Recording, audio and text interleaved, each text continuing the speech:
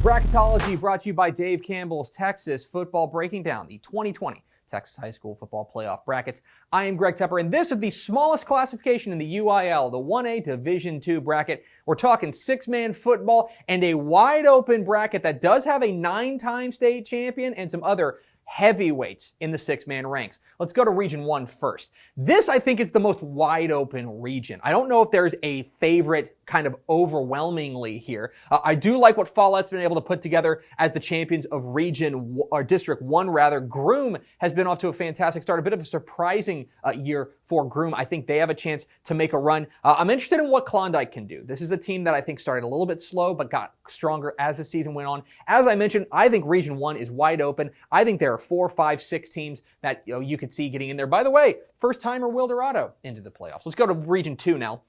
This is the power nexus, in my mind. This is the power center of Division 2, especially when you're dealing with Balmorhea. Balmorhea, of course, the number 1 team in our rankings in 1A Division 2. They have been fantastic. Of course, Vance Jones knows what he's doing out there with the Bears. But then you've got Jayton. And this right here, assuming they get past Lorraine, assuming they get past Chillicothe, that is a heavyweight matchup. Balmorhea, Jayton, those are outstanding teams, 2 district champions going at it. Benjamin's had a nice surprising year, but they have a huge challenge with Motley County, arguably the best second-place team in the state. They have a big challenge on their hands. Blackwell's interesting. Blackwell's season has been really up and down, but if they get hot at the right time, they could really make a run. I think this is an absolutely loaded region. Going to be interesting to see who comes out of it. Again, all eyes on Balmorhea and Jayton in a potential second-round matchup. Let's now go over to Region 3.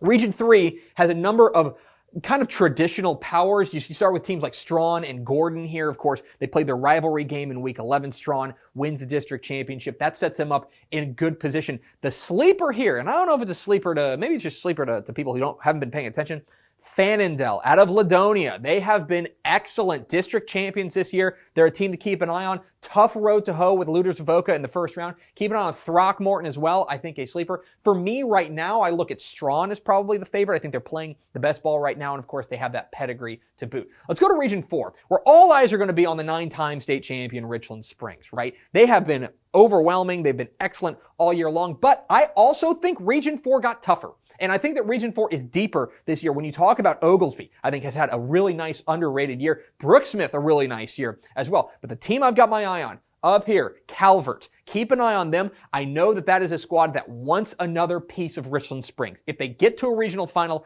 that is heavyweight stuff right there. Region 4 is going to be a lot of fun. Obviously, you've got to respect the 9-time looking for 10-time state champions in Richland Springs, but this game, the figures to be a lot of fun there in Region 4. Okay, so overall, when you take a look at 1A Division 2, I think you've got some nice balance here. I do think this is the strength here in Region 2, but I think Region 1's pretty wide open. Region 3 is going to be a lot of fun because a lot of teams that know each other really well, and of course, the big looming giant there in Richland Springs at Region 4. But keep an eye on Calvert as well. A deep region, 1A Division 2 is always a lot of fun and always full of surprises. So of course, we'll have complete coverage at TexasFootball.com.